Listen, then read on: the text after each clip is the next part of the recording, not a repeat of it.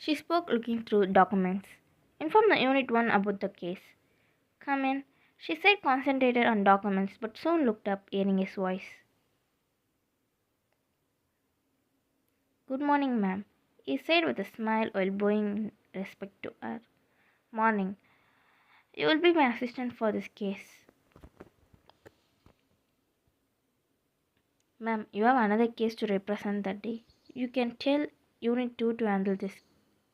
The secretary stopped speaking as Ewan looked at her, raising.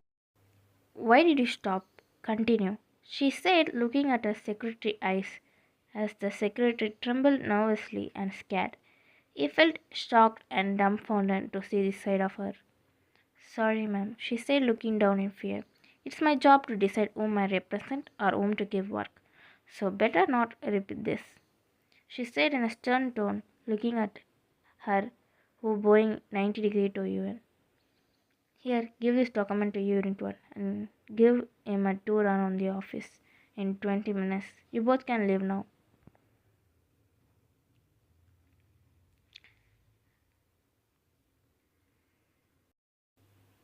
So these are the only evidence you collected? She said, looking through files he gave. Yes, these are the only evidence available in this case. He is intelligent. He didn't leave any evidence. We just have 0.1% winning. Don't judge the case before it ends. What about the CCTV and dashcam? She said, looking at him professionally. There is no dashcam. It's a big empty land and CCTV was broken and the memory card was burnt. Do you have it? But no use. I already asked a person if we can recover the footage and he said no.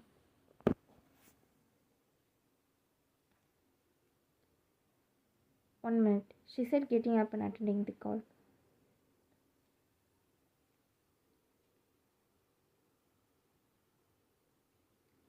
He started speaking as soon as you attended the call, rejecting my offer and supporting the orphanage. Aren't you afraid?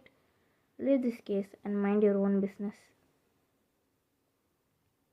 What if I don't? She spoke casually, triggering him. I will bury you and that. He shouted in anger, but before he could complete his last word, she spoke, stopping him. What you can, but you can't even touch his nail, she said sternly, and he looked at her shockingly. Before he could react, Ewan cut the call. Casually continued a meeting with him like nothing happened.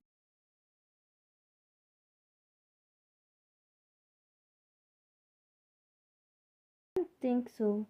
I will give this card to a specialist, but even if we get the footage, it will just buy us time for judgment, not victory. Do you have any solid evidence? Actually, there are old documents. In old times they write an orphanage land cannot be sold or used for her own profit. But the problem is, it's with the old lady and the old lady refused to give it to us. Let's go meet the old lady, she said, wearing her coat over her shirt. But she lives in a small village. It's far from here, he spoke dumbfounded. So, she said, proceed to leave. Nothing, he said, following her.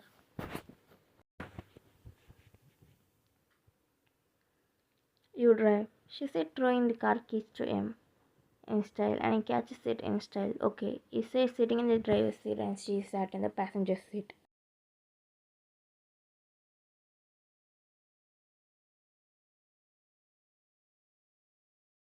How did you learn driving? She's really bad at starting a conversation. Huh? He asked, confused as she mentally slapped herself for asking it. I mean, you're good at driving, so she wanted to throw herself out of the car right now, as she awkwardly coped with it. Thanks, I learned it by myself. The atmosphere became silent again, so Ewan turned on the live podcast to have some kind of conversation. Panicking with a little dance move, she turned off the podcast at the speed of light. Rather than finding the situation awkward, he found her behavior cute as she smiled inside, while outside he kept a poker face. Dropping the plan of talking to him, Ewan kept quiet, trying not to embarrass herself even more, so the time went as they stole glances of each other from time to time.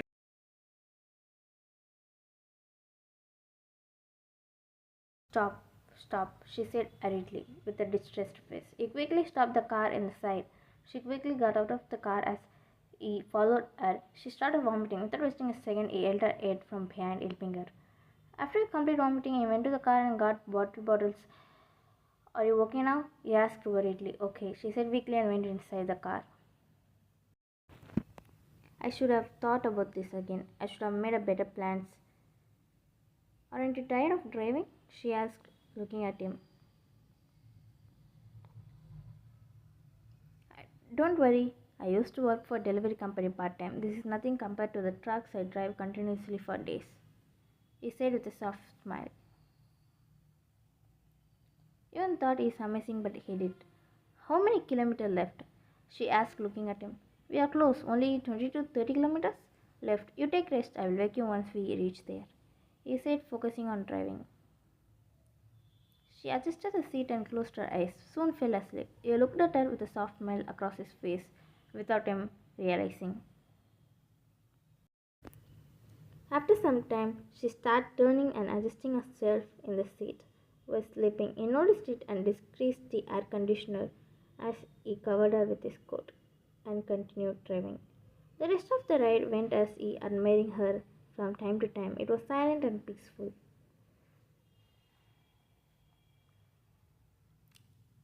Time skip.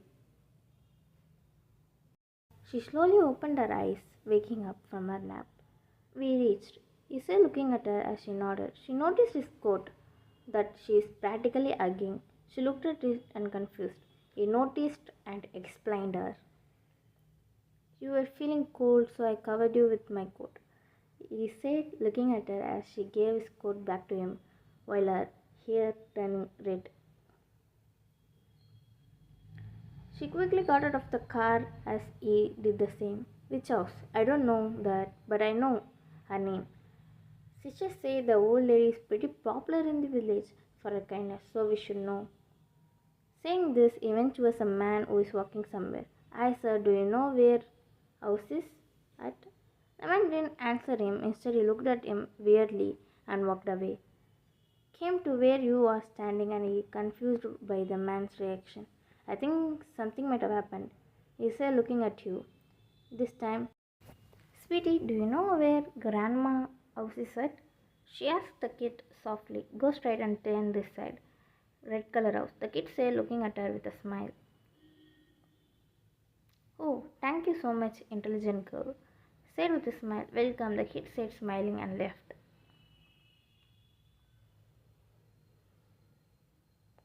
When adults don't answer our question, it means the kids will. Let's go. Saying this, she started walking towards the house, as the kid said, and once again he looked at her in wow and followed her. He pressed the calling bell and the old lady came out. Who are you guys? What do you want? The old lady asked, confused. Miss. Yes, it's me. Orphanage. Before he could complete speaking. Orphanage? What orphanage? I don't know any orphanage, she shouted in anger.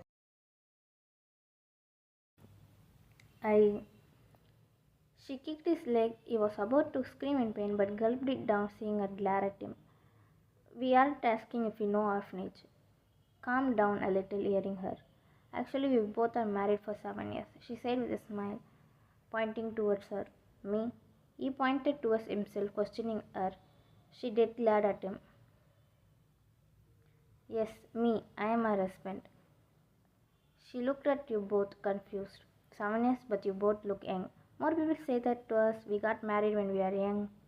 But even after all this, we didn't have a kid. We went to doctor and the doctor said, looked at her as his jaw dropped. She glared at the frozen him. While fake crying, he immediately joined the act. Meanwhile, she looked at them in pity. Please don't cry, he said, holding her. So, we're going to our orphanage to adopt a kid, but our car stopped its repair as we reached this village, as we are confused where to stay tonight, as it's already late. We can't find a hotel nearby. A kid came like a god, said you will help, so we came here. We are really sorry if we disturbed you. We will leave. Dear, wait. She smirked to herself and turned, acting sad. Come in. I'm sorry for shouting without knowing your situation, she said, feeling a little guilty. Thank you so much. He looked at her in wow again, and they all entered.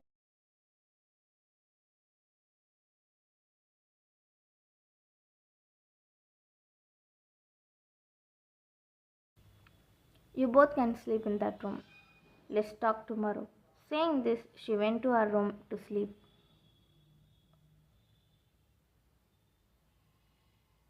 As they entered the room, they saw only one bed. I will sleep on the floor, he said, taking the pillow from the bed. Men can't control themselves sleeping beside a woman. Pathetic, she said wantonly to trigger him. Miss, it's not like I can't control myself. It's because I don't want to make you uncomfortable or my future wife.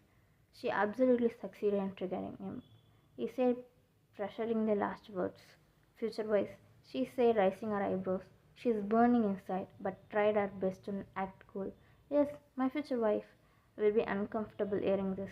He said blankly, whatever. She knows he doesn't have a girlfriend, but him fantasizing about his future wife when she is right in front of him adds fuel to her possessiveness and anger. Lie down on the floor while she on the bed. After a few minutes, he fell asleep quickly as he is tired from all the driving. Meanwhile, she, admiring sleeping him, as a small smile spread across her face without her knowledge. He woke up and saw she is not in the bed. So he went out of the room and saw her cutting vegetables in casual clothes while talking with grandma. It is his first time seeing her in casual clothes. He stood frozen. Finally noticed him, standing there and spoke. Honey, you are awake? Good morning, she said, smiling at him, and his heart started beating fast. Good morning, honey, he said casually. Me and grandma went to the local store in village and brought you some clothes. It is on the table. Fresh up and come have breakfast, she said, looking at him. Thanks, he said, and looking at her. He got fresh up and came outside and saw her. Where is grandma? He asked while looking at her. She said she will be back in the night for dinner, she said, keeping the food on the table. She must really trust you, he said as he started eating. You emailed the rough document to me and I have an important meeting to attend, so don't disturb me. You got laptop from the car? He asked, looking at her.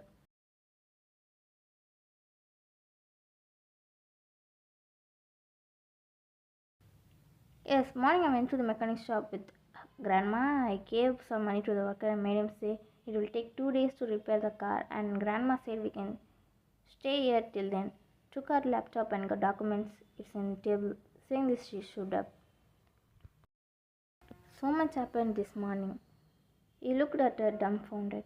It did, she said, and went inside the room, stretching her hands.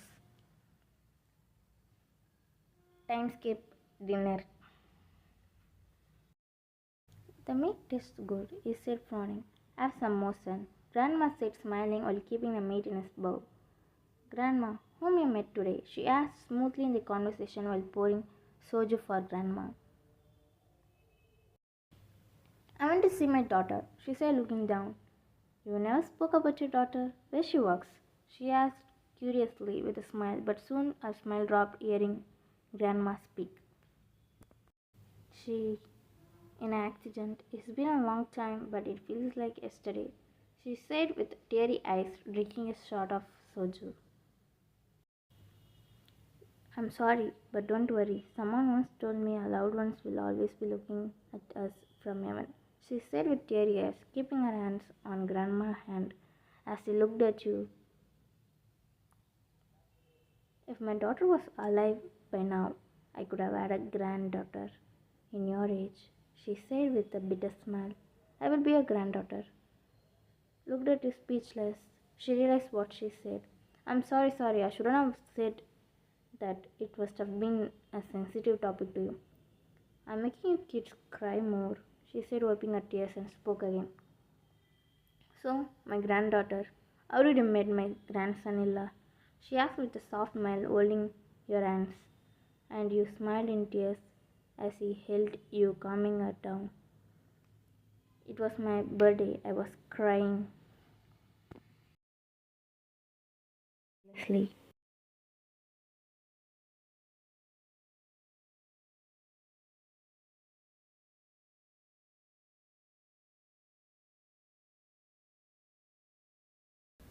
"What's happening to me?" he asked, confused, as his frustration and panicness turned into sadness seeing her eyes.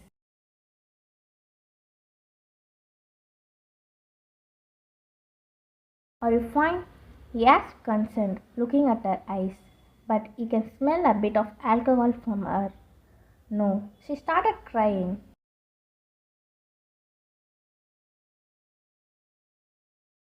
"I should have waited instead of telling them to come first."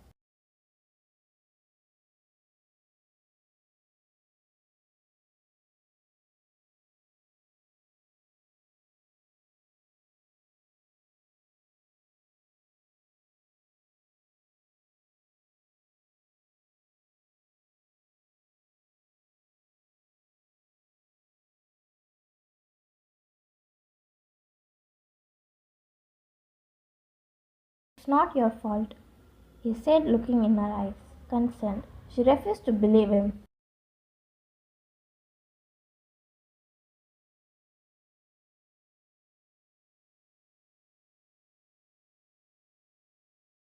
She said, crying loud.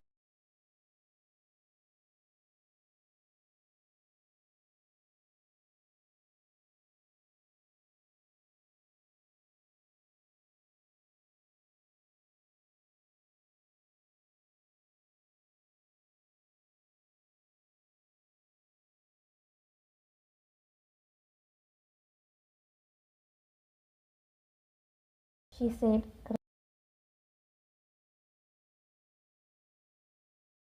Suddenly it started raining. He, without hesitation, took the red umbrella he had, held it above her head.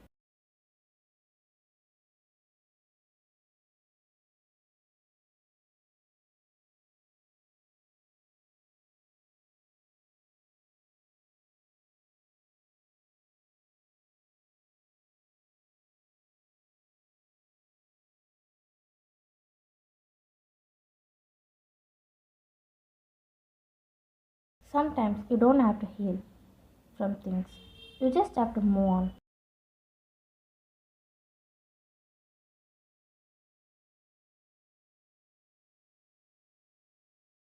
Just keep moving on.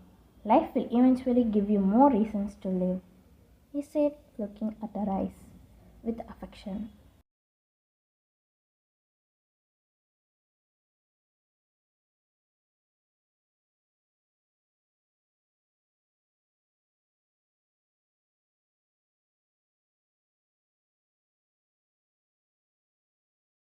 She shouted, getting out of the car, running towards them. She quickly wiped her tears, looking at her. "Are you okay, ma'am?" she asked, relieved, looking at her. "I'm okay," she replied with a poker face. "Can we leave, ma'am? Everyone is waiting for you in the party. Let's go before it's time to cut the cake." She didn't say anything. She just nodded. "Wait," he said, stopping her.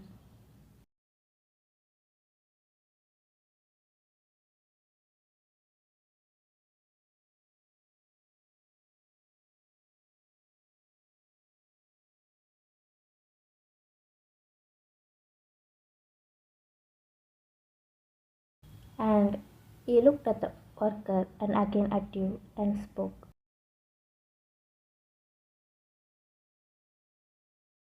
"What the use of big birthday parties when it just makes you uncomfortable? You can just celebrate your birthday alone. It will at least make you feel a bit better. You won't be considered weird or weak just because you celebrate your birthday alone." "I will leave."